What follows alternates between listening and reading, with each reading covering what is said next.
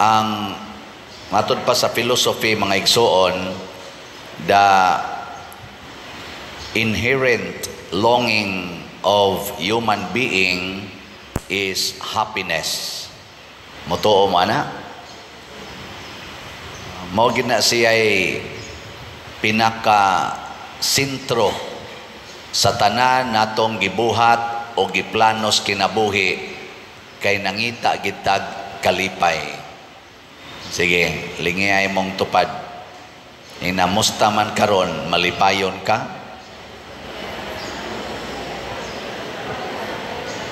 Ana. Kanang wa mo lingi, sorry na lang, pasabot, wa mo'y kalipay. Manyaon sa may gitanyag ni Kristo para makasinati ita aning atong gipangita nga kalipay, iya tang gisugo. Usa ka sugo nga ang mahimong bunga mao gyud ang hingpit nga kalipay. Nya unsa maning sugua? Paghigugma ay kamo. Ang gugma maura gyud tuburan sa kalipay. Mohonong naganig higugma ang usa ka tawo, mawa sad nang iyang kalipay. Automatic gina. Oh, kanang na nagkosmod ang mga naong, wa naman na mo higugma. Kinsa dinhing asawaha nga kanunay gyung malipayon kuyog sa iyang bana, gikan atong pagkasal ninyo hangtod karon na wa gyud ka makayaw-yaw, wa gyud ka masuko, tasa kamot. Di ay ni isang usa, tsikapa lang ya ninyo o tinuod ba na? Kanang wa jud ka yaw-yaw, wa jud ka masuko, wa ka mahiubos. Kana tungod na kay wa siya mohonong og higugma. Mao bitaw na sa kaminyoon ang gugma, ang basihanan sa paghigugma ay dili lang ang kalipay, apil sad ang kasakit. Maghigugma ay gyapon dili lang sa kahamugaway, apil sad ang kapitos. Dili lang maghigugma ay panahon sa maig panglawas, hasta sad og masakit na. Ana, pasabot ay gyud hunong og higugma. Oy, naiuban masakit na gani, magyaw-yaw rin. Ay bugsabad yan, lain bining lawas ako. Ay, tiwasono na noon ka, magsige na noon ka kasuko, musabot na gyud ganang wa na gyud kay kalipay. Diba? Kung ang bana makapangapit, yaw-yaw dayon, ayaw, hay naman itong for better or for worse. Di ba? Ang bana, dili na muhatag sa kwarta, yaw-yaw dayon, kay gisuyop sa bana dito, yaw-yaw, hay naman itong for richer or for poorer. Ana. Basta di ta mohonong og higugma, malipayon gyud ta. Nakaron, unsaon man aron dili ta mohonong og higugma, gisulti gyapon ni Hesus diri sa ebanghelyo, ang labing dakong gugma nga makabuntog sa tanang kasakit og tanang mga kasuko og sa tanang mga yawa sa kalibutan, mao gyud ang pagdesisyon nga magpakamatay ta para sa atong gihigugma. Mao kuno nay labing dakong gugma ang pagpakamatay para sa imong gihigugma.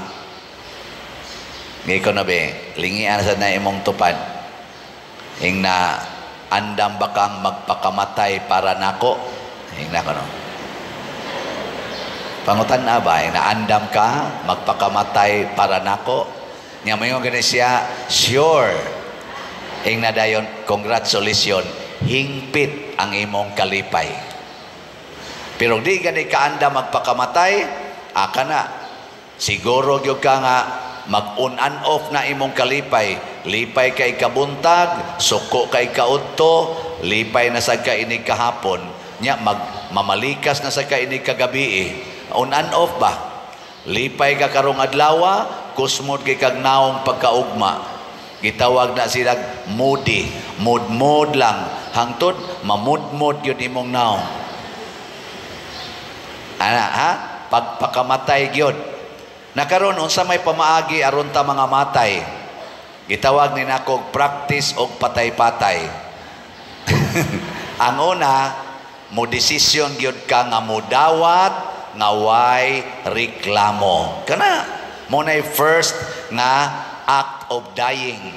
Dawata ang tanan nga way reklamo. Okay. Lain na sang lingi sa imong tupad.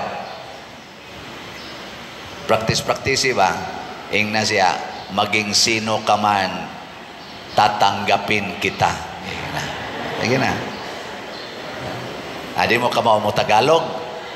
Hala, Binisaya, bisag unsa pa ka, di ka atrasan. Sige na. Sayop man tingali ito.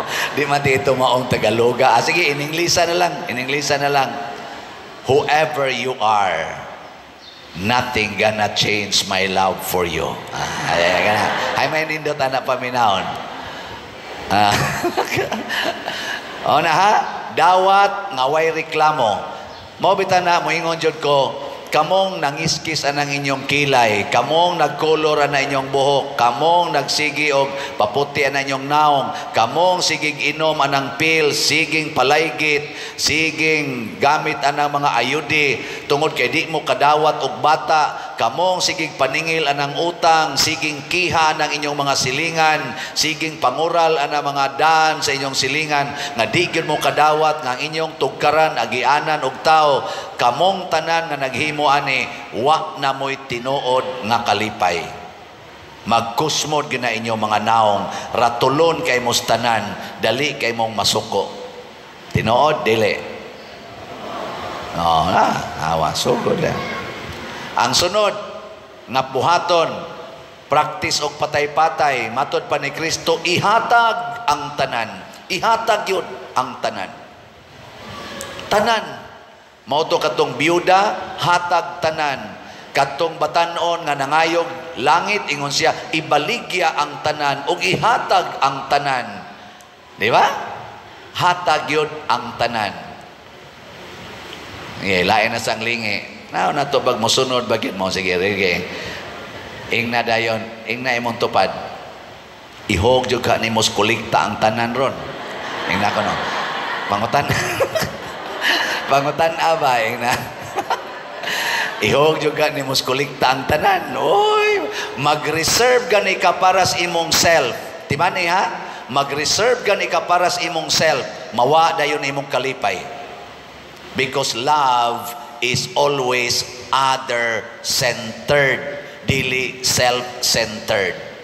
Mas self-centered gani ka, di na love, pride ang tawag ana, pride. Ako.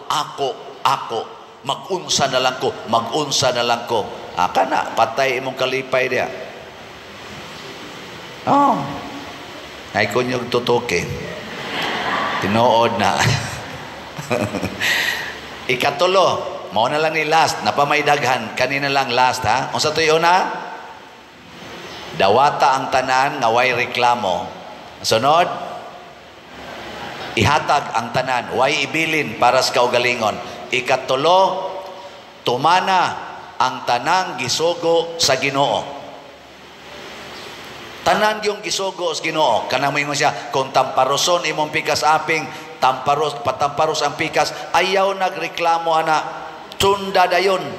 Basta pulong sa Ginoo, sunda gyud. Kanang ningon ang Ginoo, kung kamo magpautang ay namo paningil og bayad, ayaw na pagsige kwenta-kwenta diha, ayaw gyud paningil og bayad. Kanang ningon ang Ginoo, kung dunay mukawat sa inyong butang, ayaw na kinigbawia, ayaw na pagsige kwenta-kwenta diha, ayaw na ginagbawia. Atis tingin ninyo, malipayon kay mustanan. Pero suway bawi anang gikawat, magpinatyanay mo. Wa na kay kalipay.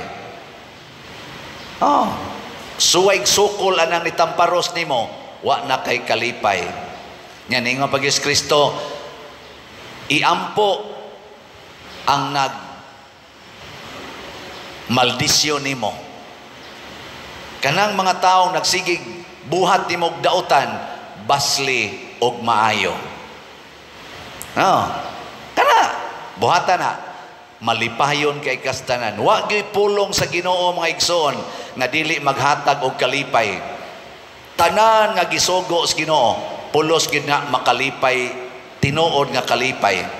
Mao na kung sundo na nato, diretso kita ngadto sa kalipay sa langit. Mao na diri sa atong unang pagbasa, si Pedro giilagid niya nga Ginoo, o dili siya Ginoo kung dili ang Dios nga mao si Kristo. Nihapa si Cornelio sa iyang tiilan kay ni simba ingon si San Pedro, ayaw kong simbaha kay tao ra ko. So pasabot ang sundon gyud ni Pedro mao si Kristo. Sa ato sang ikaduhang pagbasa niingon diri, maghigugmaay ta kay ang naghigugmaay nakaila sa Ginoo, kay ang Ginoo gugmaman. Nya kinsa man ning maghigugmaay, ang nakaila sa Ginoo, wa magpaka Ginoo. Sa ato sang tubag sa Salmo, nindot kayo no, ang Ginoo, unsa gito? Ang wa na mamumtingog dia. Ang Ginoo nagpadayag sa kanasuran sa iyang makaluluwas nga gahom. Giunsa ta pagluwas sa Ginoo, pinaagi gyud po gugma. Kanindot gyud ay maghigugmaay ta. Magpractice gitag patay-patay sa paghigugma. Dawat nga way reklamo, hatag sa tanan, sunod sa pulong sa Ginoo. Katapusang lingi sa imong tupad. Ing nasugod karon. Sabat ako ba? Nasugod karon. Permanente na tikang lipayon. Sige, manindog na ta.